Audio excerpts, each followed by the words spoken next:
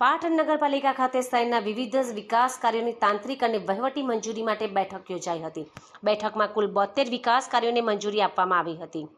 નગરપાલિકાના chief officer Alpesh પટેલના જણાવ્યા અનુસાર આ કાર્યમાં સ્વર્ણિમ જયંતિ મુખ્યમંત્રી શહેરી વિકાસ યોજના અંતર્ગતના કામોનો સમાવેશ થાય છે। સાથે જ 15મા નાણાં પંચ અને અન્ય યોજનાકીય ગ્રાન્ટો હેઠળના કામો પણ આમાં સામેલ છે। તમામ કાર્યોને તાંત્રિક અને વહીવટી મંજૂરી મળી ગઈ છે। હવે ટેન્ડર પ્રક્રિયા શરૂ કરવામાં આવશે।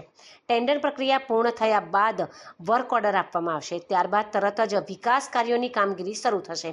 આ વિકાસ કાર્યોથી પાટણ શહેરના નાગરિકોને વધુ સારી સુવિધાઓ મળશે। પાટણ નગરપાલિકાની વિવિધ વિકાસના કામો બાબતે તાંત્રિક અને વહીવટી મંજૂરી આપવા માટેની આજરોજ બેઠકનું આયોજન કરવામાં આવેલ હતું। એમાં 72 જેટલા વિકાસ કામોની તાંત્રિક તેમજ વહીવટી મંજૂરી આપવામાં આવેલ છે, જેમાં વિવિધ યોજનાકીય ગ્રાન્ટો, સ્વર્ણિમ જયંતિ મુખ્યમંત્રી શહેરી વિકાસ યોજના, 15મું નાણાં પંચ તેમજ અન્ય યોજનાના વિકાસના કામો 72 કામોની તાંત્રિક અને વહીવટી મંજૂરી આપવામાં આવેલ છે।